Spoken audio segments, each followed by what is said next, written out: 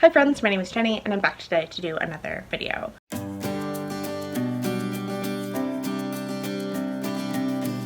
This is going to be the start of my Caribathon vlog, which technically I'm starting a day late. It is Thursday, June 10th right now, and the Caribathon technically started yesterday on the 9th.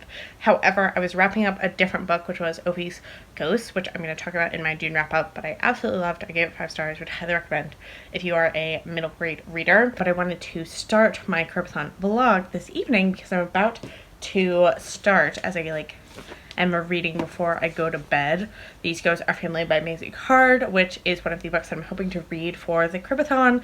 This one takes place primarily in England and the United States, I believe, but our main characters are Jamaican. The main patriarch of the family is from Jamaica, and I believe all the other family members obviously have Jamaican ancestry / heritage, and I believe Maisie Card is Jamaican as well, although I think she was born in the United States. So I'm excited about this one. We'll be diving into this later tonight, but I also just wanted to kind of introduce the vlog and talk about the other books that I'm hoping to read. In my TBR video, I talked about wanting to read Island Beneath the Sea by Isabel Allende, but honestly, based on how my reading has been going for June since I started my new summer job, this is just not going to happen because I don't have enough reading time in my day or life, because my summer job is a lot more physically demanding and just exhausting in general than my previous job was, and so I just don't have the same reading speed ability, which is totally fine. I'm not, displeased with that whatsoever, but this one is just not the one because it's the longest and also the least connected to the Caribathon specifically. This one is not the one that is going to happen during this kind of week and a half period, but I am hoping to read this at some point later this summer. But then the other one I'm hoping to read, in addition to These Ghosts Are Family, is How to Escape from a Leper Colony by Tiffany Unique. This is a novella and stories, and Tiffany Unique is from the U.S. Virgin Islands. I believe she's from St. Thomas. Yes.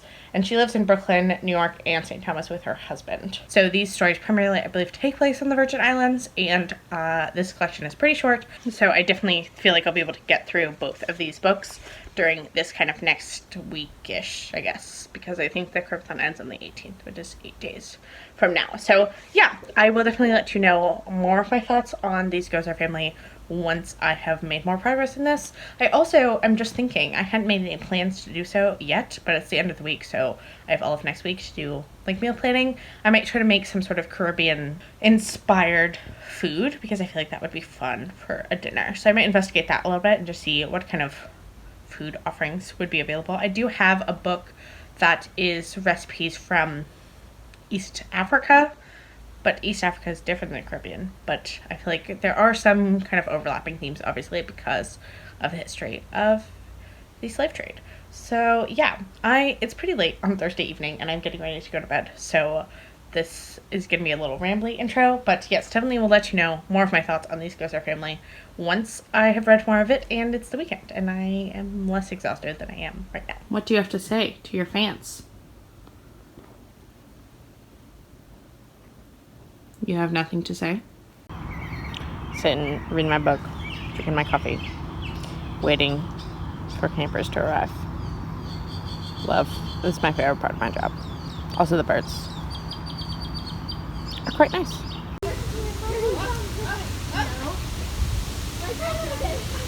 So it is late on Saturday afternoon, June 12th. I, as you saw from the previous clip, was at the pool earlier today. My little sister Anne, I just lit a candle behind me and the cat is freaking out. That's fine, he'll calm back down. But I was with my little sister Anne and the girls that I used to nanny for at our pool at our complex today, because Anne has been babysitting them a bit over the summer, and then we're gonna go to a different pool. And then for some reason it wasn't going to work out, so we invited them to come to our pool, and we were hanging out at the pool, and I was reading These Ghosts Are Family, which you can't see all that well. There we go. So I'm about halfway through this one, and I'm enjoying it quite a lot. It is quite waterlogged now. I got caught in the rain yesterday at camp, and it was in my backpack, and my backpack just got totally soaked. And then also today at the pool, I got a little bit of water on it as well. So this book has seen some love, but that's fine. I don't really care about that particularly unless it's a book that I am trying to get rid of. And also I bought this one used, so it's not that big of an issue for me, but I am enjoying it quite a lot. I feel like the writing in here is pretty engaging. I definitely would be curious to read like more of Maisie Card's work in the future.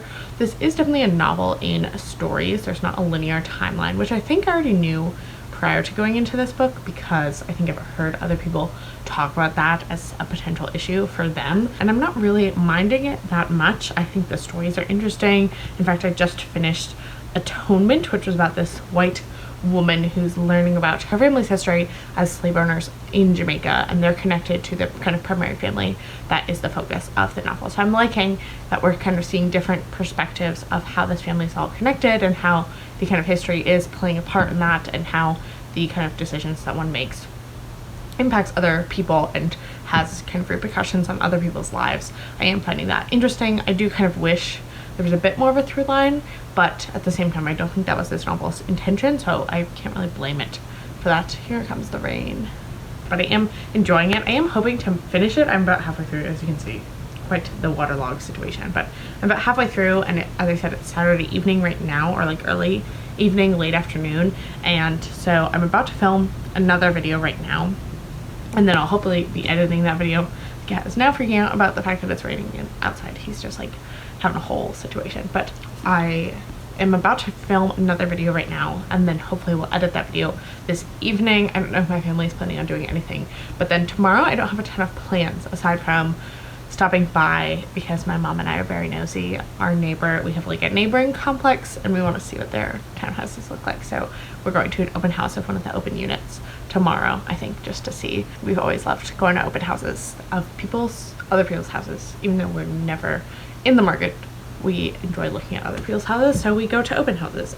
So we're doing that tomorrow, but other than that, I really don't think I have any other plans aside from just like chilling. I have a few other things on the to-do list, but those should all be pretty manageable. So yeah, this one I am enjoying quite a lot. At this point, I probably will give it like 4 stars, maybe 3.5, I don't know, depending on kind of how I enjoy the rest of the story, and if it kind of comes together more cohesively, I might bump this up to a 4. So those are all my thoughts for now, and I'll definitely check in with you once I have either have more thoughts on These Ghosts Are Family or I have finished it. Hi everyone. I am tired after work, so you're gonna get me lying in my bed, but I wanted to update you on These Ghosts Are Family, which I did finish yesterday afternoon and really enjoyed it. I ended up giving it 4 stars. This is much more, I think I said this previously, but it's much more a novel and stories than like a linear family saga, which is fine. It has meant that I'm reading a lot of short story collections this month, which I do enjoy short story collections, but at the same time, you know, I like a linear novel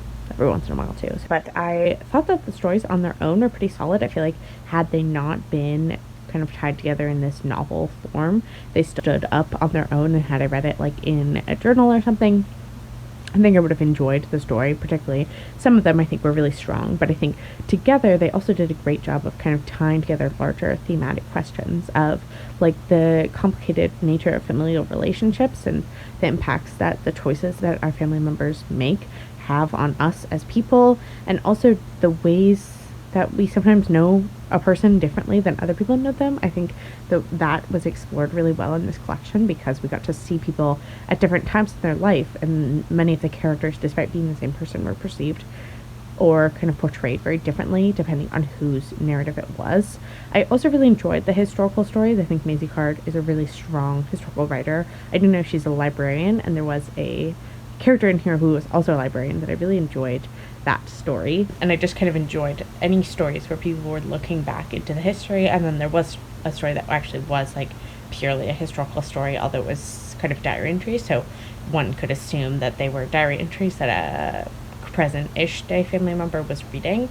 But I really liked those stories as well, and I think they also tied really well with the larger themes of family, in that they discussed the larger kind of intergenerational families and the multi-generational trauma that comes from slavery and the loss associated with slavery as it relates to family. I think those themes were also explored really well.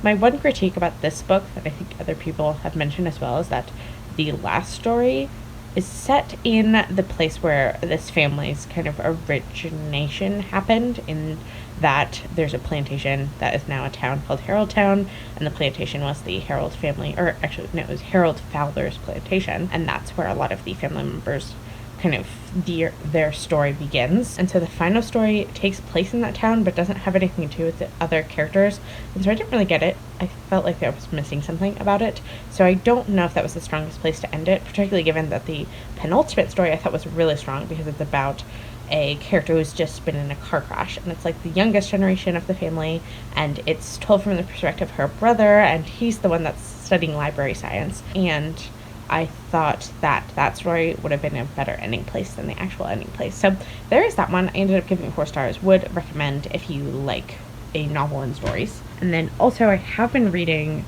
How to Escape from a Leper Colony. I read the first story last night, and then this morning when I was waiting for the campers to arrive at work, which is a nice time, it's like the main time that I get to read during the workday, which obviously not everyone even gets to read it all during the workday, so it is nice that I have some time. Obviously when I was nannying previously, like during the school year, I had a lot more reading time because the girls were entertained during school day because they were on Zoom, and so I had pretty much the whole day to like read. I mean, I was working on other stuff as well, depending on like where I was in my grad school process, but and also like some other kind of volunteer projects that I work on.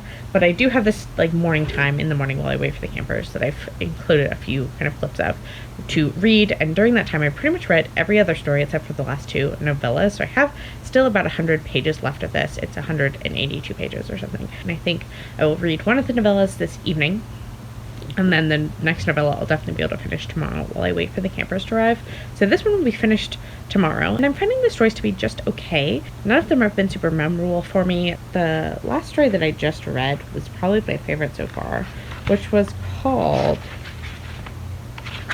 Where Tourists Don't Go. So Where Tourists Don't Go is about a couple. The man is Jamaican. He's a member of the Jamaican diaspora. He lives now in Houston, and he is in a significant, like, long-term relationship with a woman who is, I mean, she calls herself African American, I assume, has familiar roots to slavery in the United States. And the two of them kind of have a lot of disagreements about the differences between them and their cultural identities, despite the fact that they are both black people who have potentially a history that's tied to enslavement.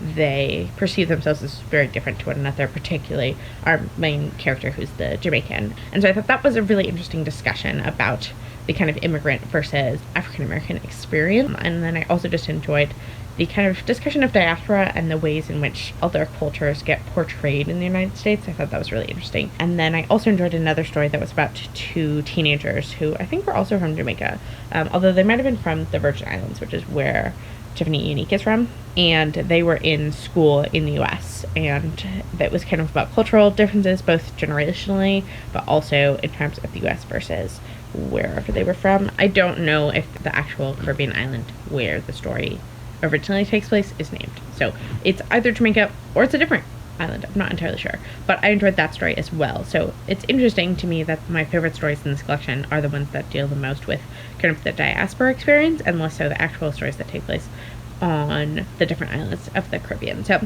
that's been interesting. I am intrigued about the 2 novellas just because I feel like that will give more space to have a kind of more cohesive plot. I also wanted to mention that last night we made some jerk chicken. It was not super authentic. I mean, it probably was semi-authentic, but it was from Tegan of Half Baked Harvest, who is a white lady that lives in Colorado. But I love her blog and her recipes, and I trust that they are going to be tasty and pretty fast to make. So I made that, and I'll insert a couple clips of it here.